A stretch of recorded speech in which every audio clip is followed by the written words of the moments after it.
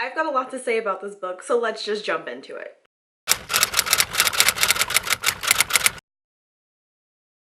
Hey everybody, welcome back to Sarah's Stylish channel and welcome to a new video. First of all, I just want to say I know that I look kind of bald right now because my hair is back. I swear I didn't just cut off all my hair, it's just up for once. Today we are doing the book talk that I promised. We are talking about A River of Royal Blood. This book was sent to me by Penguin Teen, so thank you so much to them. I'm a part of the Penguin Teen Influencer Program and I will forever say that because it still doesn't feel real to say. So if you've never heard of A River of Royal Blood by Amanda Joy, it's basically about these two sisters that grow up in the Queendom of Mire. And in this kingdom, there is a rival heir tradition to where if two sisters are born, once they turn 17, they must battle to the death because only one can become true queen. So this book features Ava and Issa. These are two sisters that are growing up in this queendom and they are the next sisters to fight and one has to inherit the throne, and the book basically follows the lead up to Eva's 17th birthday and the rival heir battle. Although along the way things get complicated because there are continual assassination attempts on Eva and people want her dead and we don't know who it is, and there's just a lot else going on in this book, so if you haven't read it or read the synopsis, I will link it down below. So as I did with my Caraval book talk, I used my bullet journal, my reading journal once again, and made a list of things that I wanted to talk about in today's video about A River of Royal Blood. So I guess I should start this video by saying I gave A River of Royal Blood 3 out of 5 stars after finishing it and really thinking about my rating and how I felt about the book. I also should say that the way that I want to structure this video is go through the pros, the cons, and what I hope for out of book 2, because there will be a sequel to A River of Royal Blood. So with that said, let's jump into it. So the first thing that I really appreciated about A River of Royal Blood is that black girl representation. If you see Eva here, she's a black girl. There's a lot of blackness representation throughout this book, and I love the way Amanda Joy wrote Eva as a character because we didn't just get the fact that she's a person of color in the beginning of the book and then that's it. There's constant reminders that this is a person of color as a main character, and I really appreciated it. Some of the things I had written down as an example is the fact that we are often reminded that she has curly hair, and one of the things that I personally relate to, like it brought back so many memories, is the fact that there is a scene between Anali and Eva where Anali is doing Eva's hair and she's brushing it and saying that she has knots in her curly thick black hair, and Anali is styling her hair and she wraps it up in a scarf for the night to protect it. And like growing up as a black girl, that is reality. My mom always did my hair and then I would have to sleep with a cap on, especially if I was getting my hair braided, because I didn't sit in a chair for 3 hours just to mess it up. So yes, I really appreciated the way blackness was represented in this book, and Eva, with them protective styles, I see you. So a disclaimer for this next pro that I have, because some people might be like, that's not unique, but I don't really read a lot of books that have magic in them. So my next pro that I really appreciate about this book is the way that magic is introduced into the plot. Basically, when people turn 9 years old in this queendom, they are given tattoos by shamans, and the tattoos unlock their magic and let them have the ability to possess and wield it, which I thought was super interesting. And also, like, upon thinking about it, I thought that it made a really good dynamic for the characters here, because there is now like this learning curve, because if you learn how to use your magic earlier than your sister that you have to fight in this situation, there's a learning curve and you have an advantage. And I thought that that was super interesting, like a super interesting dynamic to introduce via this really like unique way of introducing magic into the book, and I really appreciated it. I thought it was cute, and I actually love the tattoos that are like all over this cover. They're so cool. Like, look at Eva, she is decked out in tattoos and I think it's amazing. And even though we are getting better at this as a society, I also really appreciated the tattoo representation, because people with tattoos are usually discriminated against in the workplace, and I don't think that there was an intention for this to be a theme or anything, but in my experience I think that it's important because you can have a tattoo and still be professional. So I appreciate the tattoo representation and normalization, at least in my opinion. But speaking of social commentary, the thing that I love the most about A River of Royal Blood is just how much social commentary there is throughout this book. I have 4 written down here that I'm going to talk about, but there are so many social themes in this book. The real thing that I want to give props to, though, is that Amanda Joy effortlessly and seamlessly weaved reality and fiction together throughout this book, and I just want to talk about why and how much I loved it. So let's talk about it. So one of the first things that you learn about the world of A River of Royal Blood is the fact that humans are currently ruling the queendom. Like, the current queen in the book is human, but historically, the people that have ruled the queendom are chimera people, which are one of the classes present in this society. But going off of that point, one of the things that I picked up about this book is that there is a distinct commentary on cultural appropriation and mythologizing real people and cultures throughout this book. So I have a specific example for this point, and it happens between pages 122 and 123. But the context for the situation is that Eva and Akito are having a conversation about the Khmer people and how there are different stories about their histories between which, like, depending on what side of the border you're on, what territory you're in.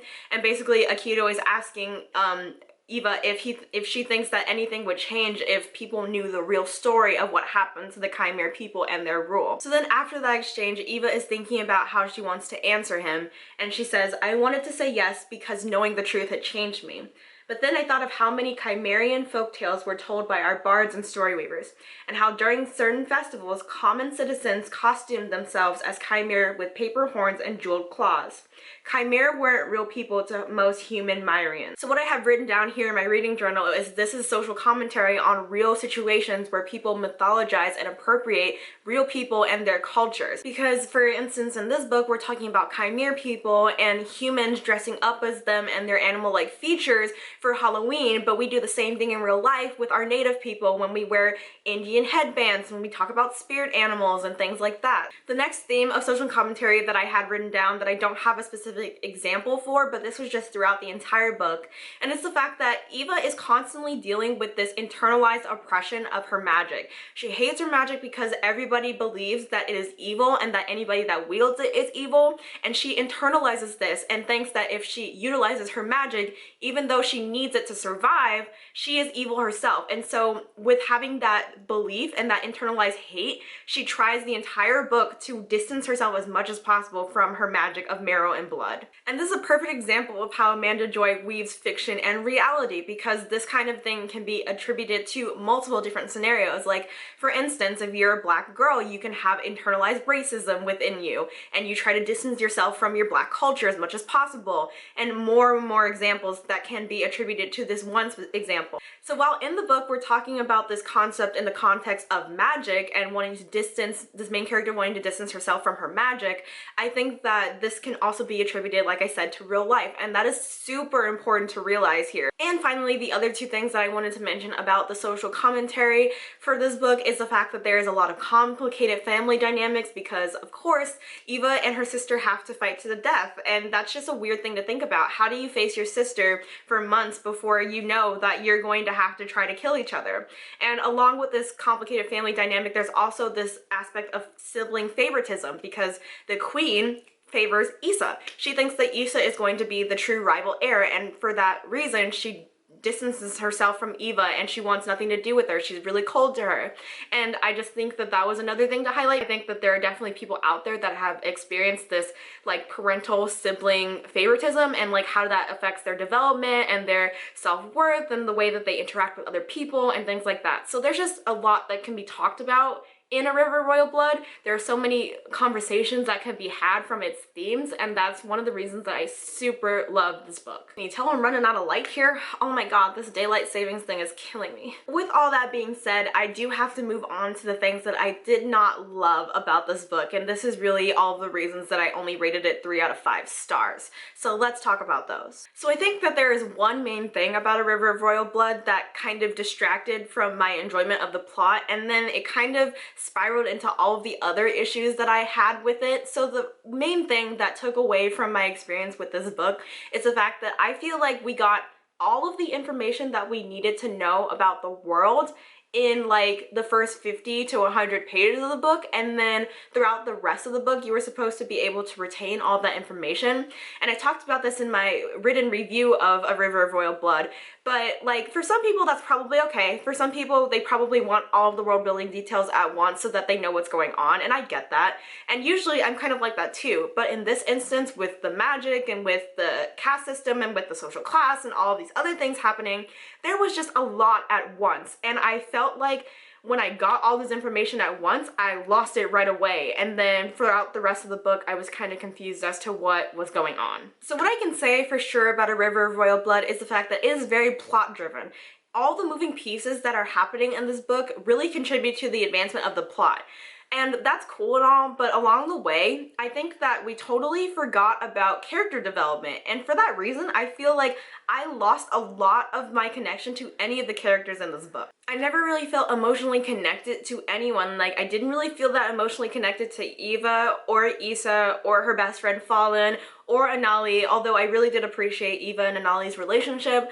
But even then, it's like, when characters would die, I would just be like, oh, that sucks. But I never felt like the devastation that I think I was supposed to feel. Which is really unfortunate because all the moments that were supposed to shock me and make me crumble into a crying mess kind of left me feeling apathetic and like, alright. And while we're talking about characters, the thing that I really am really disappointed about is the fact that I was not emotionally invested in the romance of this book whatsoever. Like, I don't want to say who Eva gets romantically invested in because there's a couple guys in this book and it could be anybody and we don't know right away, so I won't spoil it. Like, alright, he's here and Eva's obsessed with him. Like, that's it. I mean, she is attracted to him right as, like, he gets introduced, but she's also attracted to the other two men in this book, and so it's kind of like, why is he the special one, and like, what is there about him that really, like, you fancy? And I don't get it. Also, at the beginning of the book, when we're just starting to get a taste of the world, Eva and Fallen, which is her best friend supposedly, are like inseparable. They're going out with each other every night and just like going out and dancing and things like that. And then throughout the book, he just disappears, like he's gone. And like he's still there on page because he's mentioned a couple times as being like in proximity to Eva. Like, what happened to him? What happened to this genuine friendship that they developed and were supposed to be like inseparable? Like, what happened to Fallen? Bring him back. But since this video is going to be longer than I anticipated, I want to wrap it up by talking about the last point of contention that I have with this book and then the things I hope for book 2. So perhaps the most disappointing thing of A River of Royal Blood is the fact that this caste system that was present in the book was totally lost to me by the end of the book. And as I mentioned earlier, I attribute this to the fact that like the first 50 to 100 pages we got all the information that we needed about the book and then I lost it along the way. So it could just be my personal comprehension or lack thereof. I even forgot that there was bloodkin in this book. The cast of this book, after like going back through the book and finding all of them, are human, fae, bloodkin, and chimera people. And I could not tell you more about any one of them besides humans are the rulers, chimera people are the previous rulers that were dominated by historical wrongs, fae are unnaturally beautiful, and I don't remember anything about bloodkin people, which is unsurprising because I forgot they existed. And that really sucks because I know that the caste system was supposed to be a really big theme of this book and a really big plot driver of this book, and it also contributes to the major curtain reveal about Eva at the end of the book, which I won't talk about obviously because it's a spoiler. So to wrap up this booktube review video, I just wanted to talk about the things that I hope for in book 2 of A River of Royal Blood. And what I have written here is, first of all, more Fallen, because like I said, he is introduced into the book as Eva's best friend and then he disappears. So like, bring him back and let me have more of that genuine friendship representation. Second thing is that I really do want more gradual world building details and not just like this one lump sum of details that we got in book 1, because like I said, even though some people it might be cool to just get all the world building details at once and go from there, I really think that this book that has so many moving parts and so many subplots could benefit from introducing major concepts one by one in a way and in a context situation that makes sense to why it's important, because I think that would just help with reader comprehension. And last but not least, I just want more battles, and I want to say a specific battle that I want, but I feel like that might be a spoiler, so I'm gonna leave it there. So in summation, I rated this book 3 out of 5 stars just because I had trouble comprehending some of the major themes and major plot twist because of the themes at the end of the book, but I do definitely think that everybody should still read this and check it out. If you're looking for a book to like critically analyze for its social commentary, this is the book for you. I really appreciated this aspect of the book. There's so many conversations to be had, and you should definitely check it out if you're looking for something like that. But yeah, that's it for today's video. Thank you guys so much for watching, and I will see you all on the channel next Sunday. Bye!